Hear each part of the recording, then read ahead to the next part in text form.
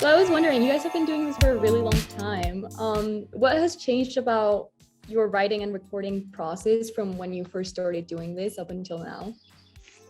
Well, I mean, a lot has changed. A lot of things. The core principle of songwriting, is really just to try and use whatever perspective you have, What you're going through, and channel it into a certain kind of song. And we grew up listening to soul music and rock and roll and understanding sort of songwriting from like some legends. So we love hooky songs. We love songs that are have memorable hooks and melodies. But our experiences have changed. I mean, we've been making music and touring the world for 25 years, and since we began and performing together for 30 years. Yeah. So mostly, I think you're hopefully better. I mean, you're just you're better at taking this. Part of the creative process is you have a picture of something in your head, the creative idea, and you're always trying to get closer and closer to that perfect idea. That big picture. And when you're a very young songwriter, you're just barely chipping away. You're like, oh, that's kind of there. Yeah. And so it's always just a matter of continuing to try and grow. And part of what I think this new project, the Red, Green, Blue album, where we broke the album into 3 parts, where each of us kind of presented 5 songs, and led the creative process with those. I think that's also, it's probably mostly come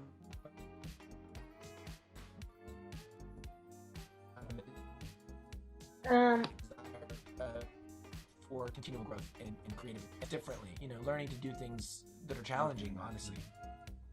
Did we lose you? Did we have bad connection for a minute? Just for a second, but you're back now. Can you guys hear me? Okay. Yeah. I think, one of the other things that's interesting about the process now versus when you start. So when you start, you're just hoping anyone will listen, right? Yeah. After this many years, there's sort of an understanding that there is some sort of legacy to what you create. And that, I think, goes under your consciousness of what you say and how you say it. Realizing, I think, through the natural process of kind of playing shows year after year, right? Realizing through the act of doing it that your music will go on, but also through having kids and hearing the stories from fans that have passed your songs on to their kids or onto new relationships or introduced it to friends, right? And it puts I think it's a positive, but there's a certain gravitas, like a certain weight to what you say that's different at this point in life. Yeah, that's cool. I was wondering, so I suppose something else that also changes a lot is the music you guys are listening to, and your inspirations are always changing because music is always changing. So yeah, I wanted to ask about your influences for this album. Specifically, I might be way off, but watching the video for Child at Heart, I was reminded a lot, at least visually, for a Coldplay's video for The Scientist. I was wondering if I was just way off, or if there was some of that in there. No, I think that's a really interesting reference. I didn't specifically go, oh, that video, but that song does have a very kind of Brit rock, melodic UK sort of sound to it. And I would say partly the answer, I mean, we start with Red because that's where I can be speak to, is I purposely chose to kind of simplify and to not just be like, okay, if you chopped up Hanson into 3 parts, this is the Taylor exact portion you've always heard. I looked at it as like, well, if this is a different process, I'm gonna think of arrangements differently. And I didn't, I play piano mostly, but like the guitar and even like the simplification of the guitar, like, and less of There's a weird like absence of piano. Yeah, it was just a different way of looking at it. And the biggest thing I was going back to was really this spirit of connection. When you hear a song and you hear a voice and you feel drawn in by it, and nobody does that. I mean, I say Coldplay does a good job. Coldplay does an incredible job. Also bands like Travis and even U2, and so you definitely. I think that was floating around subconsciously for me. And melody. I mean, melody is when you have a good melody and everybody's something you can join into. Probably the biggest absence for me is I really the go-to R&B and kind of more pocketed music is a lot of times where I go to first. That's less present except for in one tune on the Red portion. I mean, anybody particular inspirations, that were, I know Isaac's is the most like we got into a room and played more like off the floor live band sound, and Zach's are very crafted and arranged, layered. Yeah, I mean, I think a lot, there's sort of elements of probably some modern rock bands, the sort of Muses and Shinedown, Imagine Dragons, or in the sense of like when you do a big rock tune like Bad or Don't Let Me Down, there's definitely been that modern combination of synth and rock is there. But yeah, I mean, still you go back to Somewhere Over the Rainbow and like Brian Wilson, those are absolutely like in there too. It's the old doesn't go away, just the new kind of seeps in. Almost like Harry It's Nilsson. really interesting. Yeah, Harry Nilsson, yeah. Yeah, that's really interesting. I was wondering, just taking it back to the title of the album, what's the significance of each color for each of you guys? Well, we've as long as I can remember, the three of us have been associated with those colors, like in the family, and then even fans have kind of known this. It's kind of our favorite colors. I guess. It is sort of our favorite colors, but they resonate. I don't know. Red resonates with me. You're definitely red. And Isaac's green and Zach's blue. I mean, every car Zach's ever owned is blue. Isaac always it's either black or green. And I think there's RGB is also a color format. That's something. You see it in LED lights and TVs. So there's a symbolism in a way that says those three together can kind of make every color. So there's a metaphor there, but mostly it's almost a way of saying Taylor Isaac Zach. Without doing it, without saying it. And it's a cool way to kind of think about the deconstructing of the band, because we're kind of an unusual unit in that the three of us all sing and can carry lead on any given song, and so to create an opportunity for literally your voice, but also your creative voice, to be accentuated as being a unique thing, but then also existing within the unit, which is the color format of red, green, blue, right? And also our favorite colors. It kind of says two things all at the same time, which is you can dive into the unique things about who Taylor is, unique thing about who Isaac is, or Zach, but you're still not losing the context, which is, but we're working on this together, but this is this person's specific vision and voice. Yeah. That's a really cool concept. Raphael, Leonardo, Donatello is the closest we can get. Yeah, that's okay. He's kind of wise. Yeah, that's a really cool concept. I wanted to ask, how was it for you guys growing up in the public eye? Like, did you feel like a part of your childhood was maybe like taken away? Do you I feel like we got 30 years of being kids. So there's a funny thing I think sometimes people forget is to get something you have to give something, and so was part of our childhood taken away? Well, of course, because we experience things that almost no child experiences. Now the question is, no adult experiences too. Yeah. Did you lose yourself?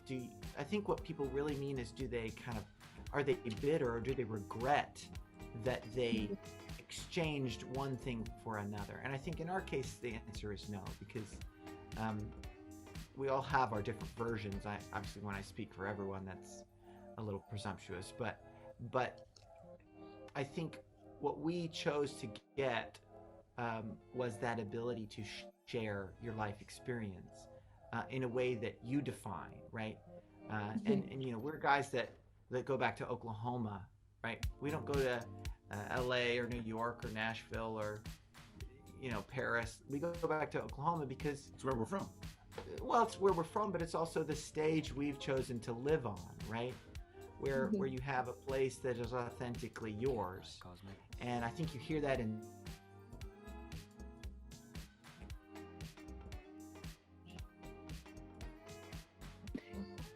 Se frisearon, espera, ahora Dale sí. un segundo y vuelven, no te preocupes. Sí, no hay problema, gracias.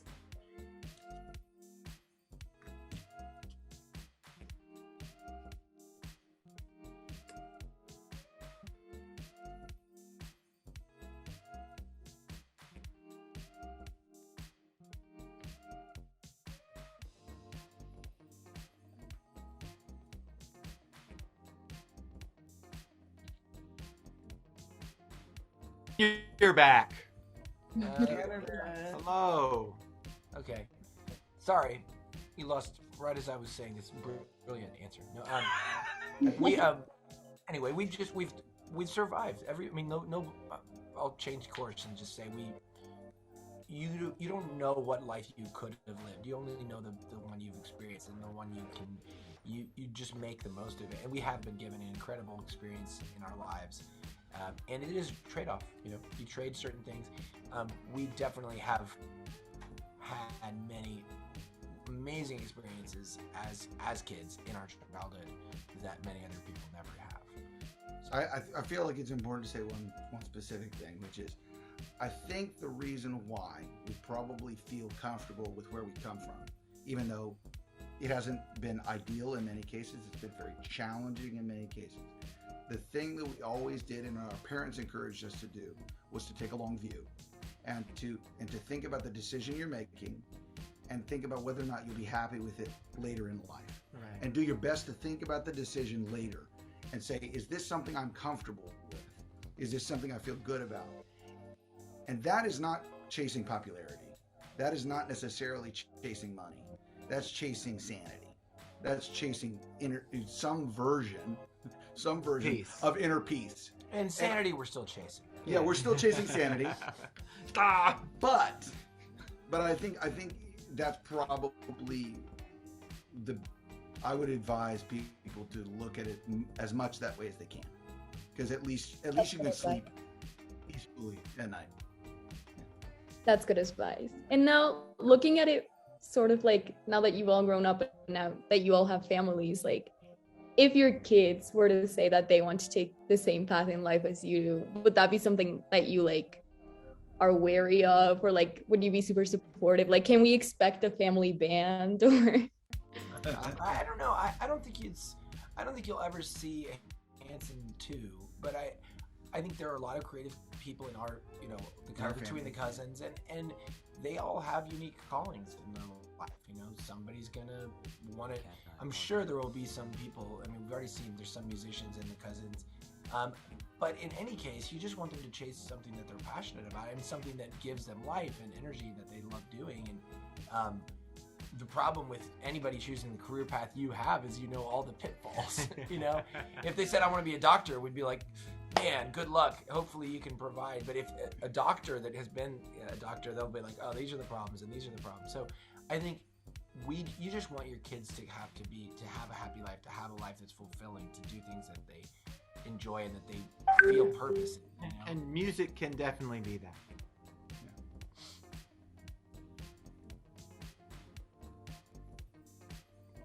Dramatic pause. Did you lose us? sorry, I lost you for a second. Can you guys hear me? Yeah, there we go. Yeah, we can see you now. Okay, that's perfect. So now I have to ask about your shows coming up. Are you excited? What place are you most excited to tour in? What's your favorite city to perform? Well, we can't pick favorite cities because that hurts somebody's feelings. But I think we're gonna play more shows in Mexico than we've ever played on a tour. We're gonna play 5 shows in Mexico, and that is partly a reflection of just our interest in being there and in the response from fans and from partners that there's a real desire to come back. And so, I mean, just coming to Mexico, we have so many great experiences there, great fan experiences, beautiful people, loud audiences, very rowdy audiences, Good food. and of course, the Mexican food will always get us there. Yeah, The exactly. spicy food. We come for the tacos. It makes us happy. Yeah. It's That's a perfect. cliche, but it is true. Yeah. Cliches are there It's for a true. reason. We've been in Europe. We've been in Europe, and the food is significantly less spicy here. Yes. Yeah. Yeah, that's definitely true. I'm glad to hear you guys like Mexico. What can your fans expect from this tour, especially in Mexico? What can we expect from you guys? A lot of well, I mean, we're trying to put in a connection to the different eras of music. Of course, we're going to feature songs from the new record, and we also had a record last year called Against the World, so we dropped in some songs from that album. But it's a celebration, I mean, we have all these albums, we have all these years. So when you go to the show, I mean, is we're sort of getting to host a party. We get to host a moment where everybody gets to celebrate, have a good time.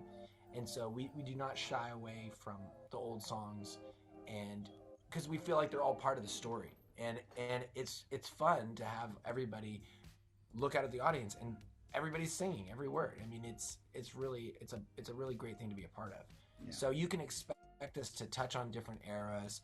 You know, a couple years ago we did a symphony tour, which we weren't able to take to most of Latin America, but that show was the same. I mean, it had to be the same show because it was with orchestras in every city.